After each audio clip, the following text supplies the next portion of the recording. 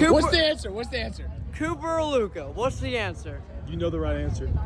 Cooper. Yep. Yes! Yep. Cooper. Yes! Cooper Flag's gonna carry us way farther than Luka.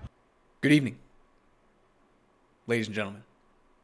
Welcome to the Mostly Mavs podcast. I am Caden Lagarza, a journalism student at the University of Oklahoma, an aspiring sports journalist for the Dallas Mavericks. And yeah, welcome to Mostly Mavs. Welcome to the pod. Bring you game time reporting, weekly pod, content mostly surrounding the Dallas Mavericks.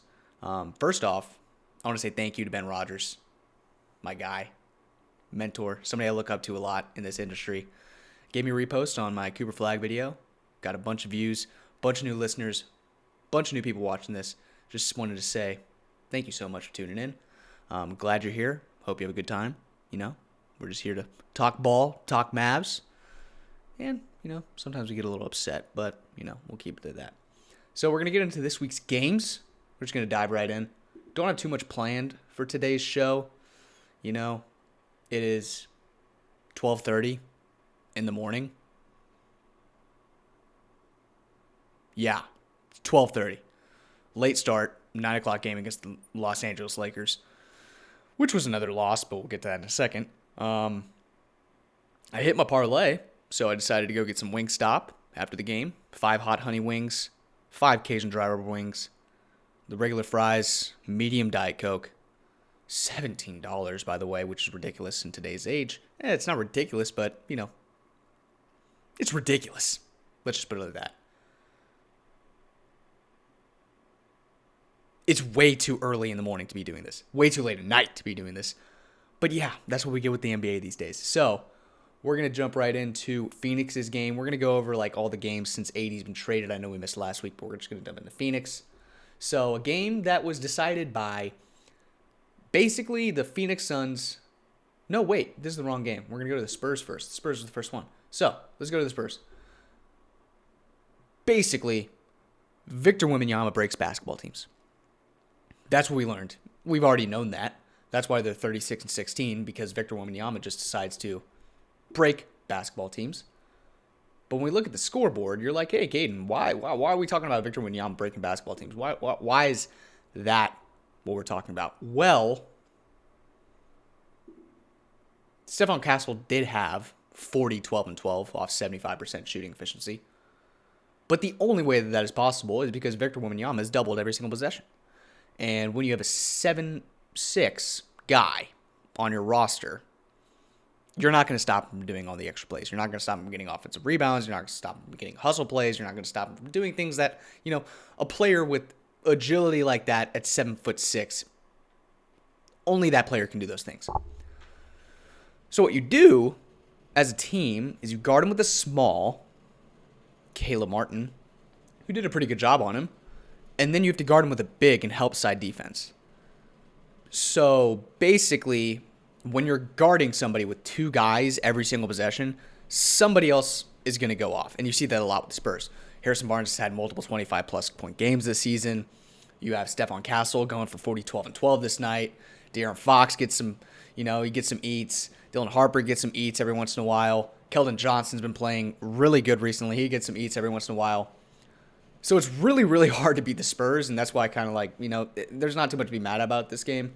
And honestly, you can't really be mad at losses right now because, you know, the Dallas Mavericks are basically tanking. The most ethical tank in NBA history. But yeah, enough with the Spurs. Let's go look at our guys. We had Caleb Martin with 11 points, 5 rebounds, all right game.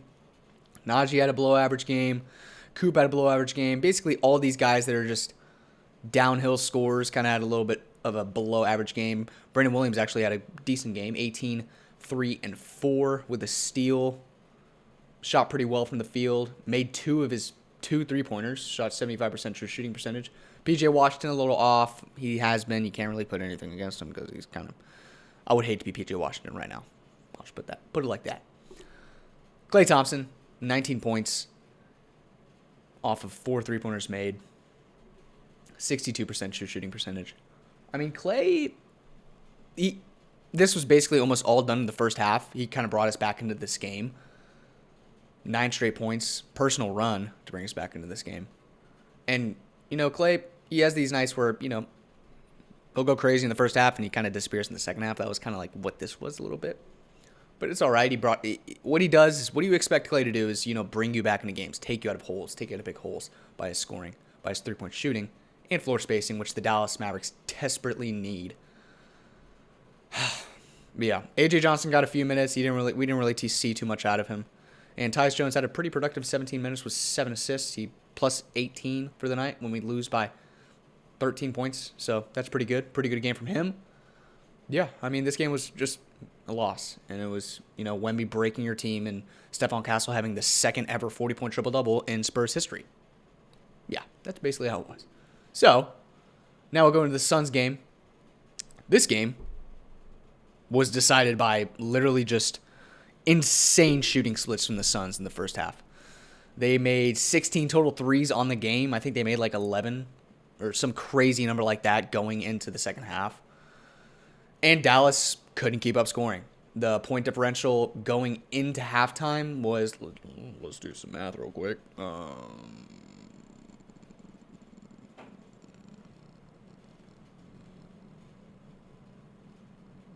It was 48-65 going into the second half. And then, we're down by like basically 20 points. Game's over. No, it's not. It's the Dallas Mavericks. They're going to just come back out of nowhere, bring it to a 6-point differential around the 6-minute mark. Barely evaded another clutch game, which we are still leading the league in, I believe, by a huge margin. But yeah, the Phoenix Suns just made everything. Dallas Mavericks couldn't make anything. And they just decided to turn it on going into the fourth quarter, and they had a resilient fight. So good to see Coop 27, 5, and 2 with a steal. This game doesn't look too crazy on the outside, but we do lose by 9 points, and he had a plus 10 differential. I saw a stat where the Mavericks net rating when Cooper Flag was on the court was plus 10. When he's off the court, it was like around a negative 100. So basically, the Dallas Mavericks are pitiful without Cooper Flag on the court. Something we probably already knew, but PJ Washington with 13, 5, and 1, minus 8 for the night, 2 turnovers, still in that kind of little bit of a slump, but we'll get into that a little bit more in a second. Daniel Gafford 4-4. He's been, I really hate to say it, but like Daniel Gafford has not been playing good. Questions are rising a little bit. Should we have traded him? Really, should we have traded him before that deadline? Was his value the highest it would have been going into that deadline? I really hope not. Max Christie with 5, 6, 3, and 1 with 2 blocks. Still plus 2 on the game, so he didn't have a bad game necessarily. He was, shooting-wise, he definitely had a bad game, but all the extra stuff, he provided some assistance to our guys on the court. Tyus Jones started. Only 15 minutes as a starter, which is kind of weird, but he had 2, 2, 3, 1, minus 11, didn't make a 3, only made 1 field goal, 25% from the field. So yeah, I guess I can see why, they didn't decide to play him anymore. Najee Marshall with 31 points off the bench. At this point, you probably just have to start him over PJ. It's just getting to a point where this guy is really proving that he's a starter for this team, and kind of that fit with PJ and Coop does not really fit well. We're going to talk about that as well in a second. Marvin Bagley III with 9 points, 8 rebounds, 2 assists, plus 7 on the game. Pretty good game for Marvin Bagley. I'm loving what he's doing, bringing a lot of athleticism, a lot of hustle.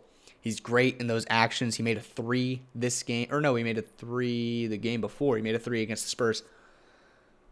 I like what I see. I really do like what I see. He is kind of the reason why you're like, okay, we're comfortable with Gafford leaving. And we kind of were already comfortable with Gafford leaving before the trade deadline. But now a lot of people were very, adamant on that. I did a poll on X a couple days ago where it was who will be the backup center next season for Dallas.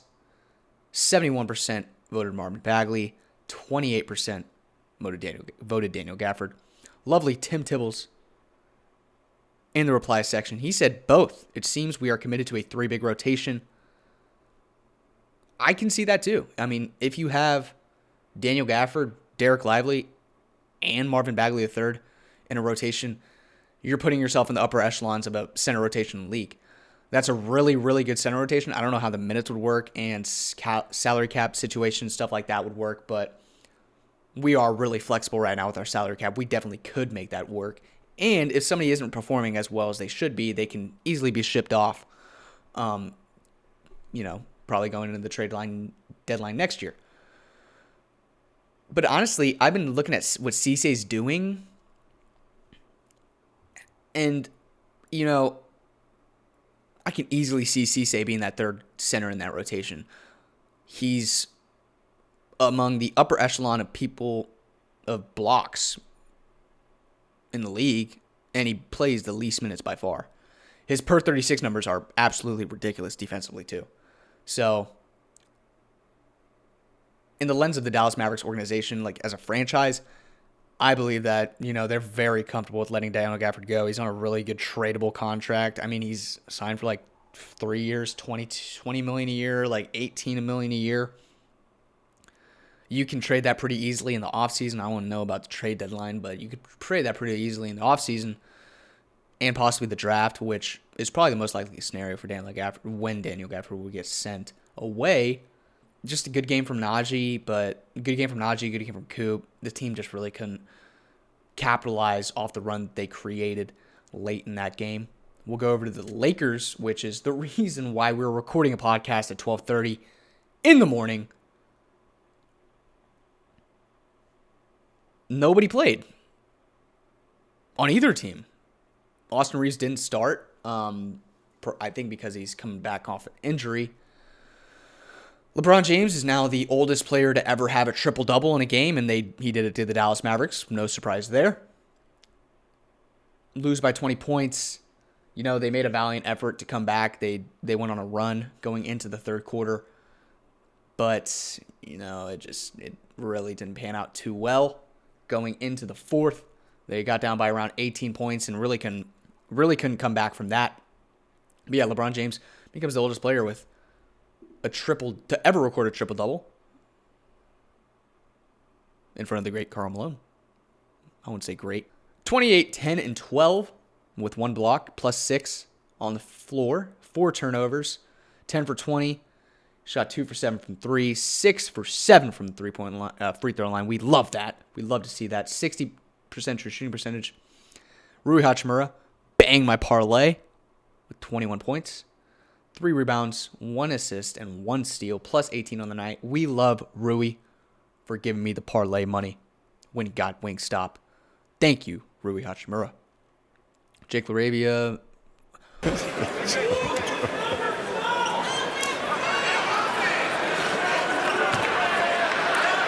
Austin Reeves with 18 points, 4 rebounds, and 6 assists. Pretty good game off the bench, only playing 28 minutes. Probably one of the reasons to put him over the top, honestly. Let's go over to the Mavericks. Good old Mavs. Najee Marshall with 19 points, 2 rebounds, 4 assists, and 2 steals. 2 turnovers, though. Nothing bad. 8 for 13 from the field, 0 for 3 from three-point land, and 62% true shooting percentage. Pretty decent game from Najee. He had to leave the game early due to a left foot sprain, I believe. PJ Washington had a pretty good game. Hit the parlay for me. Let's give it a round of applause for PJ Washington.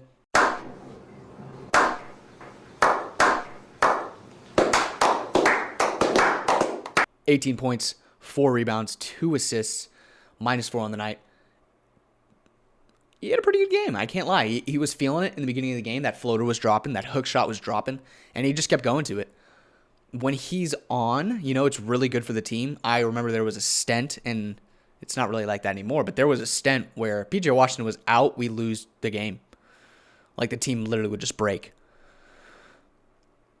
Right now we can probably live with PJ Washington being out of the game because he's just playing not to himself, but there was a point in time where if PJ Washington wasn't playing, the Dallas Mavericks would lose basketball games, and that's with Luka and Kyrie Irving, or that's with, Kyrie Irving and AD, or just Kyrie Irving, or just AD.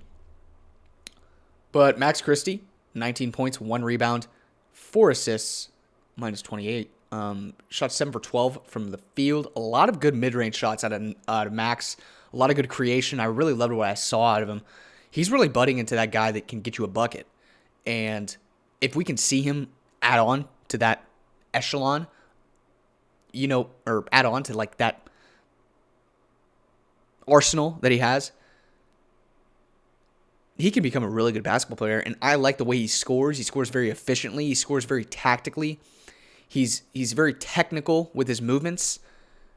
He has a really good bump, step back, fadeaway shot.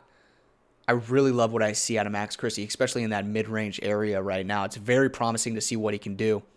But yeah, just a great career from Max. B. Will with 17, 5, and 7. He was our best point guard for the night, basically. Tyus Jones, 19 minutes, 3 points, 3 assists. He made a 3, minus 22 on the night, though. They held their own going into like the third quarter, but after that, it kind of just, fizzled away, and they really couldn't keep up with it. They really couldn't hold it down and get the W. It's sad to see that, but it's also kind of good to see that because we get a better draft pick out of it. And now I'm fully, as I've said in previous podcasts, I was saying, Dallas can be scary if, they're 10 games under 500, they hold it, and they get Kyrie back. They can make something happen. They can do something.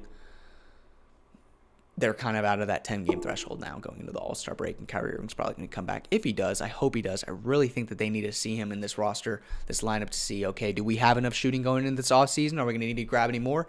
All right, let's go grab some shooting. Do we have enough shooting? All right, let's go get some defensive pieces. All right, let's see what we can get for Daniel Gafford. Let's see what we can get for some other guys. We kind of need to see what Kyrie Irving can do on the floor with Cooper Flagg, see what their strengths are, see what their weaknesses are, and then base our offseason off of that.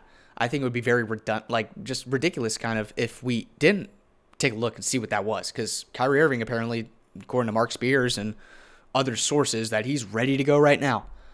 And, if he's ready to go, let's bring him back after this All-Star break. You don't need to play him too much. You can deactivate him after a couple weeks, make sure he's healthy going into the next offseason. But I would really like to see what Kyrie Irving can do on the floor with Cooper Flagg. That was basically the game. Klay Thompson, all right. Chris Middleton. I really like Chris Middleton. He, I understand he's going to be for only 1 year. He's a great veteran presence for the Mavericks. But, if we were in the mindset of let's win right now, we're trying to break down his game, trying to see what he brings to us as a winning basketball team. If we were one, he runs great actions. He's a really good ball handler, for actions. I like Najee. But I feel like when he gets off the pick or he gets off, a DHO, it's just straight to the basket. Same with Brandon Williams, same with, PJ Washington runs some actions, not too many. Christie runs pretty good actions. We kind of needed a wing that can run those actions pretty efficiently, pretty well. Read the role good, read the floor well, get to your spot, get it to a mid-range shot. That's exactly what Chris Middleton does. Maybe he can pass it on to Coop.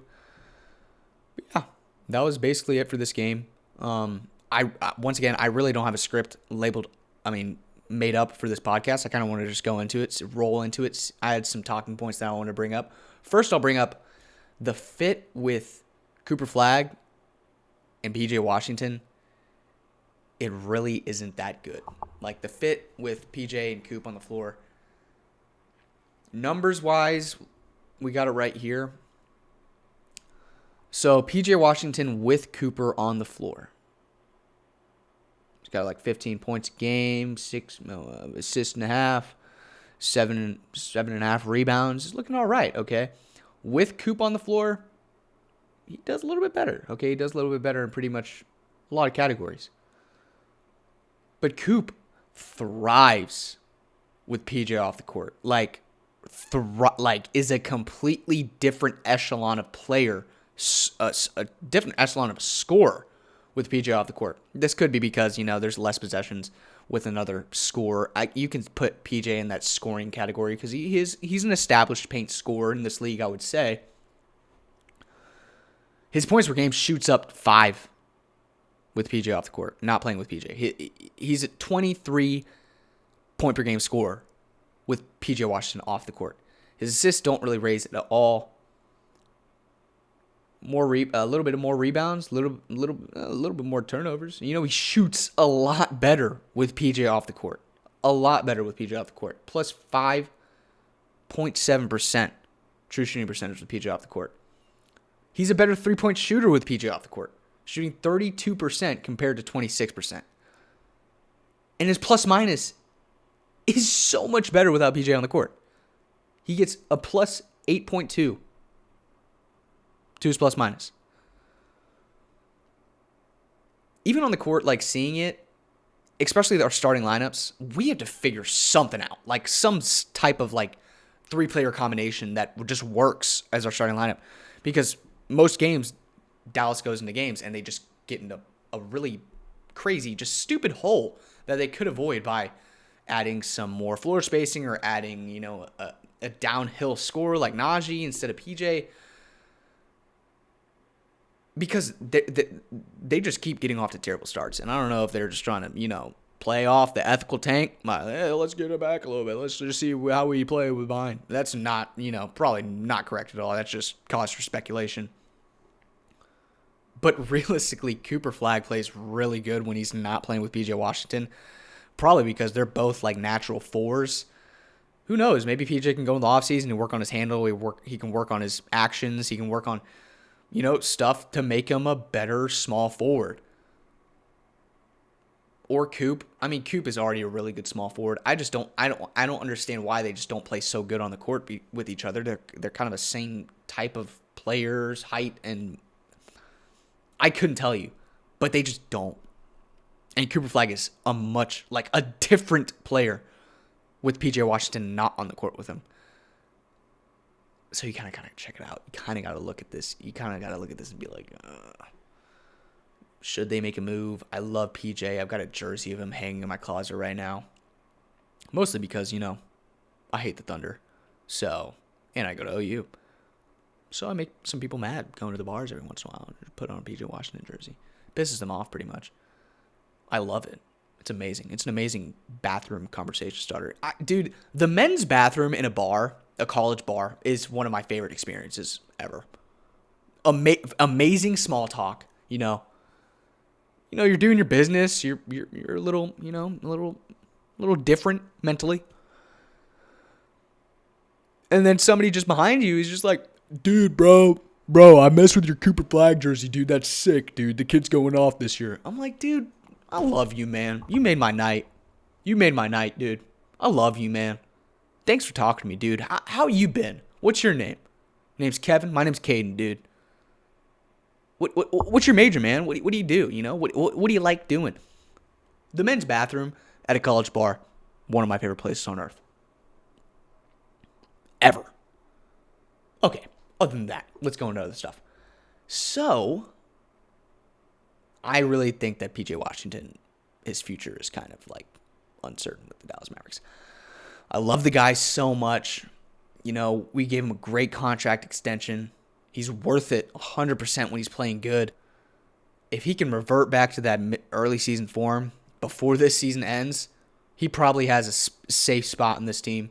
And if he can prove to be a better player with Cooper on the floor, you know, his spot will be safe.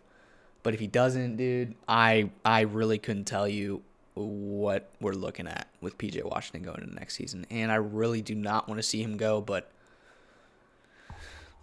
you're probably going to get more out of him than all of our trade assets. And that's just how it is, dude. That's really just how it is. I do not want to see him go, but that's probably what's going to happen. All right. So, let's go into a comparison of our boy, Daniel Gafford, and another guy, Marvin Bagley. Let's see how these guys are doing this season. Overall, per 75 possessions, Marvin Bagley's averaging 5 more points, an assist, a little bit more of a turnover. Better three-point percentage. A lot better for three-point percentage. He's a 45% three-point percentage shooting guy. I don't know how many attempts he takes a game, but that's freaking good. He's a little bit of a better shooter, barely a bit of a better shooter. Gafford's a better true shooting percentage guy. I think that's because his free throw percentage is pretty good. 75% free throw percentage is pretty good for a big. I really just think Marvin Bagley is going to be the backup center. I don't. I mean, just by the way that Daniel Gafford's been playing recently, like that ankle injury really screwed him up, and I really hate to say it, but like he's not the player he was. He's really not. He makes careless mistakes. He made so many careless mistakes in this game against the Lakers. Like it just made me just like, oh my gosh! Imagine we had Derek Lively right now. Like we wouldn't be making. I wouldn't be making these comments about our centers just making mistakes over and over again. But I feel like whenever Daniel Gafford is out there, he's just making mistakes over and over again. And I don't know if it's mental since we traded for a guy that's probably going to end up being his replacement, or if that trade drama really messed with him. And also that ankle that's been killing him all season. He literally had to leave this Lakers game because of ankle soreness. But dude, I love the guy. Like I want him to be a part of this team for a long time. He's the landlord. He made himself known in Dallas. Like the city loves him. Everybody loves him. Same with PJ Washington. Nobody wants to see these two guys go, but you know, that's probably gonna, like one of them is probably gone in the offseason. And they're both like extra guys that we have. Like PJ Washington's like, we don't really need PJ anymore because we have Najee and Coop. Like realistically. We don't really need Daniel Gafford anymore because we have Marvin Bagley and Cisse for backup center rotation. And both of these guys have a pretty, like, of our higher, of course, we're not trading Cooper. We're not trading Max. We're definitely not trading D-Live. We're not trading Kyrie. Daniel Gafford and PJ Washington are probably the highest trade value guys on our team right now. So, whenever you have, like, replacements literally sitting right behind them, they're probably going to get traded in the offseason. I really don't want to see it, but, like, that's just being completely realistic right now. He doesn't have the bounce that he had. He doesn't have that, like, just crazy. I mean, he does have that energy, but, like, he's getting hurt all the time. He doesn't have that explosiveness. He's not going up and grabbing just lobs from outer space. Understand we don't have Luka or a lob threat right now, but it just sucks life on me. I really want to see this guy succeed. I really want to see this guy in a Mavericks uniform for some time, and that's just probably not something we're going to see. But, yeah. All right. Well, it is now 1 a.m, so I'm going to call it from there. Once again, I just want to invite all of you new listeners. Thank you so much for tuning in. If you made it this far, drop a comment, drop a like, drop a follow. Go check out my other accounts. We got TikTok, Mavs mostly on TikTok. Don't forget. Instagram, mostly Mavs. Mavs mostly on X. You get some more news on there. You get some more content, usually on the X account, more active on there. Been really busy with school, so just be with me on that. Also, just a heads up, my IM basketball team did make playoffs. We did make the playoffs, and I'm so sorry to tell y'all. I know y'all are just, this makes y'all just want to die because you're going to be without me for a game. Probably not, Still a small guy. Still small time, but we're going to be big time, hopefully. But yeah, I am basketball game. I am playoffs. If a game falls on the Mavericks game, I'm going to have to miss it. You're going to have to miss me. But it's fine. I'll be back, and I'll be better. I don't know if, I probably edited this different, but I'm trying out kind of a new video format. Just let me know what y'all think in the comments below. But yeah, thank you so much to Ben. Love you, man. Just want to shout you out again. You meant so much to me for reposting that. And, inviting all these new listeners in. So, just, thank y'all so much for listening. This has been Most of Mavs. Go follow the stuff. I don't know where it is right now, but my stuff will be handled over here. Go check in the description if you want to follow all my other stuff. But, yeah, I will catch y'all later.